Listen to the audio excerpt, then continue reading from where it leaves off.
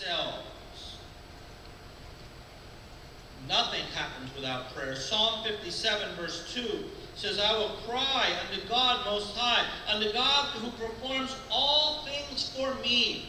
God is the one who performs all things for us. Everything you're able to do. If you're able to get up in the morning, if you're able to go to work, if you've got a job, if you've got a plate of food on your table, if you have shelter, if you were able to get here today, whether you walked or somebody brought you here or whatever, this is all a gift of God. And everything happens through prayer. And we mentioned these soldiers they weren't dressed in their army uniforms. They were on leave, and they were in Europe, and they were on a train. And I know that many of you have this habit, and I know I do, that before we go on a journey, whether it's in a car or an airplane or a train or whatever, we just hold hands and pray, Lord, I want you to protect us and protect our loved ones. And you know that somebody getting on that train, some father, some mother was praying for somebody who was on that train. And what did God do? He sent these young men onto that train, and they stopped what could have been a terrible, terrible disaster. Nothing happens without prayer. Answer of prayer always comes from God, although it often comes through human instrumentality and participation. So even if the answer to prayer comes from some human intervention, this is from God. Psalm 91 verse 11 says, For he shall give his angels charge over thee, to keep thee in all thy ways. They shall bear thee up in their hands, lest thou dash thy foot against a stone. Now the Hebrew word translated angels, where it says God will give his angels charge over you, is the word malach, which means simply a messenger or a representative. So there are both divine and human angels.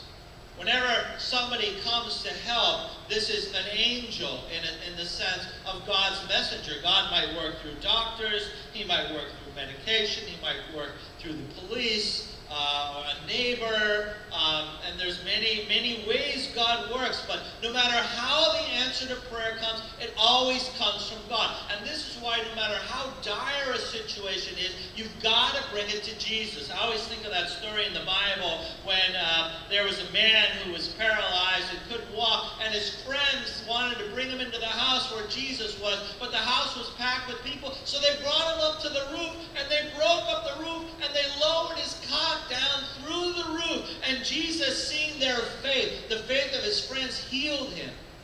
Now, of course, in order to have answered prayer, we need faith, but it doesn't have to be your own faith. It can be somebody else's faith. And this is why we need to pray. Prayer is an ongoing, non-stop, vibrant, mental, verbal or non-verbal communication with the Father through Jesus Christ, together with the Holy Spirit. 1 Thessalonians 5:17 says that we are to pray without ceasing. Prayer is ongoing. It's non-stop. It's something we always do.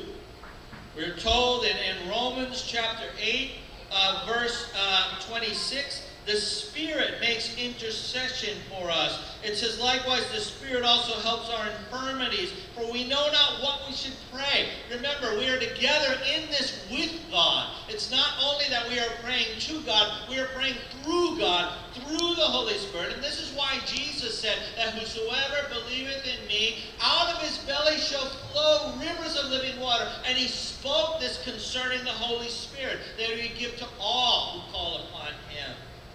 Jesus said that if someone asks for a stone, asks for bread, he's not going to give him a stone. And how much more, if we ask for the Holy Spirit, God will give him to us.